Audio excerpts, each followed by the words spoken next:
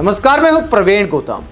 दोस्तों, पिछले कई दशक से एमएसपी सहित किसानों की कई ऐसी मांग हैं जिनका कोई समाधान नहीं निकला है। तमाम सरकारें आती हैं, लटकाने, अटकाने और भटकाने का खेल कर चली जाती हैं, लेकिन किसानों के सवाल आज भी वहीं खड़े हैं। लेकिन नए दौर की सियासत यह है कि आज भी किसानों के सवाल जब वहीं खड़े हैं तो सवालों के घेरे में भी किसान को ही खड़ा किया जा रहा है और किसान के सामने अब जवानों को खड़ा कर दिया गया है। हरियाणा पंजाब बॉर्डर पर हालात बेहद संवेदनशील हैं। सारे बॉर्डर को सील कर दिया गया है। किसानों को रोकने के लिए आंसू गैस के गोले छोड़े जा रहे हैं, रबर बुलेट चलाई जा रही हैं और किसानों के साथ साथ पत्रकारों के लिए भी काम करना मुश्किल हो गया है। आज तक के पत्रकार सत्येंद्र चौहान के साथ क्या हुआ? वो लाइव रिपोर्टिंग कर रहे थे, एंकर नेहा उनसे सवाल कर रही थी और क्या हालात बनते हैं। मैं ऑडियो आपको सुनाता हूं कि सत्येंद्र चौहान को किन हालात का सामना करना पड़ा और किसानों ने उन्हें कैसे संभाला। जरा देखिए, सुनिए। लगी मेरे गोली लगी नेहा, मेरे लगी गोली। सत्येंद्र, नेहा सत्येंद्र, मेरे गोली लगी है। नेहा मेरे गोली लगी है। तो सत्येंद्र चौहान यहां पर घबरा जाते हैं कि मुझे गोली लग गई है। वो बार बार कहते हैं कि नेहा मुझे गोली लग गई है। तब एक किसान उनका हाथ पकड़कर साइड में ले जाते हैं और उनको संभालते हैं। थोड़ी देर बाद उन्हें पता चलता है कि असली गोली नहीं थी, रबर बुलेट थी, तो ज्यादा चोट नहीं लगी। सत्येंद्र चौहान अब भी वहां से लाइव रिपोर्टिंग कर रहे हैं, लेकिन एक बार को वो डर गए थे कि शायद उन्हें गोली लग गई है।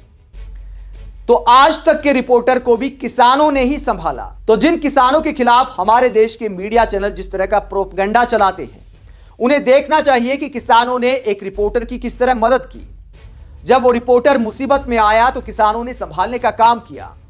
जबकि सरकार को भी यह ध्यान रखना चाहिए कि जब मीडिया वहां से कवरेज कर रहा है तो इस तरह आंसू गैस के गोले अपने देश के नागरिकों पर ही क्या छोड़ने चाहिए।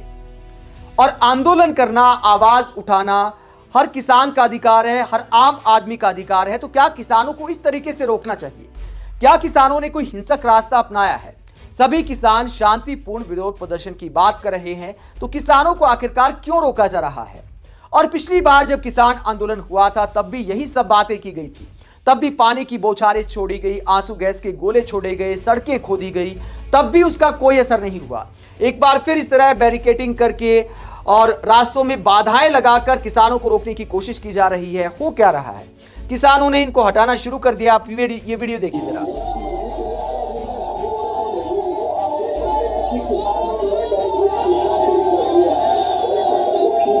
तो किसान सड़कें साफ करते हुए आगे बढ़ने की कोशिश कर रहे हैं। हालांकि हरियाणा पुलिस भी हार नहीं मान रही। हरियाणा पुलिस भी लगातार उनको रोकने की कोशिश कर रही है, लेकिन किसान और जवान को आमने सामने करना ही क्यों? किसान क्या कोई अनोखी मांग कर रहे हैं? पीएम मोदी के एजेंडे को आगे बढ़ा रहे हैं। पीएम मोदी ने साल 2011 में मनमोहन सिंह को कहा था कि किसानों के लिए एमएसपी के कानून को अनिवार्य किया जाए। तब कंज्यूमर अफेयर्स वर्किंग ग्रुप एक कमेटी बनी थी जिसमें नरेंद्र मोदी अध्यक्ष थे। उन्होंने बाकायदा सिफारिश सौंपी थी तब के प्रधानमंत्री मनमोहन सिंह को, और उसमें ये एक प्रमुख मांग थी कि एमएसपी को अनिवार्य किया जाए, उसके लिए कानून बनाया जाए। तो पीएम मोदी की जो डिमांड थी उसी को किसान याद दिला रहे हैं। तो सरकार को आखिरकार ऐसे हालात क्यों बनने देना है? और हमारे देश की मीडिया आखिरकार ऐसे मुद्दों पर कब डिबेट करेगी? अब एक बार फिर कृषि मंत्री अर्जुन मुंडा कहते हैं कि हम कोशिश करेंगे कि किसानों की समस्याओं का समाधान किया जाए, हमें समय दीजिए। तो अब तक सरकार क्यों सोई हुई थी?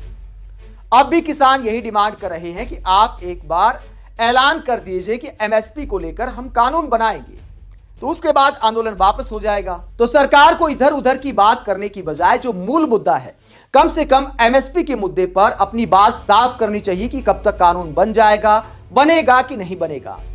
लेकिन अब पूरा इकोसिस्टम एक बार फिर किसानों को बदनाम करने में जुट गया है। कहीं ट्रेन से उतारकर किसानों को गिरफ्तार किया जा रहा है, कहीं आंसू गैस के गोले छोड़े जा रहे हैं। आप किसानों के साथ ऐसे व्यवहार को लेकर क्या सोचते हैं, जहां पत्रकारों का भी रिपोर्टिंग करना मुश्किल हो गया है? कमेंट बॉक्स में अपनी राय जरूर दें। अगर आप हमारी पत्रकारिता को पसंद करते हैं तो थैंक्स के ऑप्शन का इस्तेमाल करें, वीडियो को लाइक करें, चैनल को सब्सक्राइब करें। नमस्कार।